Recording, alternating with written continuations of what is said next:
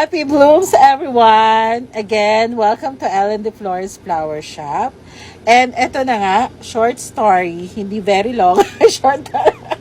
But anyway, we have a regular client and ang order niya palagi is 24 red roses. So, monthly yan. So, pag siya na yung nag-message sa akin, tumawag sa akin, ibig sabihin nun, bahala na ako sa design.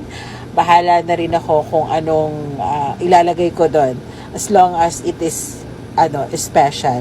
And most of the time na ginagawa namin sa kanya, lagi siyang iba-iba, hindi siya pare-pareho.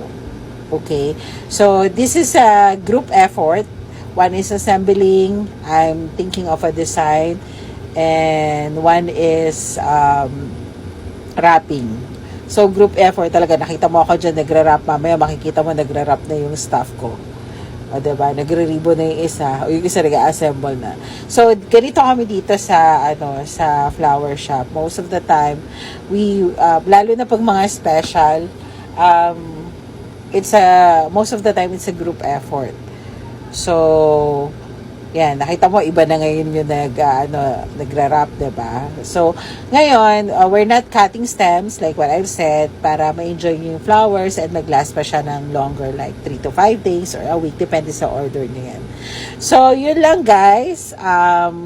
Thank you for watching, and ano pang gagawin natin dyan, follow na kayo, subscribe na kayo para mas marami kayong matutunan sa amin. And of course, kung may nagustuhan kayo, i-like nyo lang yan.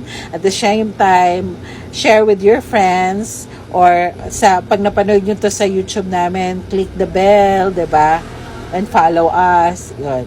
So, yun lang. Thank you so much sa mga suki namin, sa mga nagla-like, nagpa-follow, sa mga nanonood. And I hope mas marami pa kayo matutunan sa amin. So, eto na yun. Wala! O, sa may mga gusto, click the yellow basket. Ay, wala pala. Message us and order na.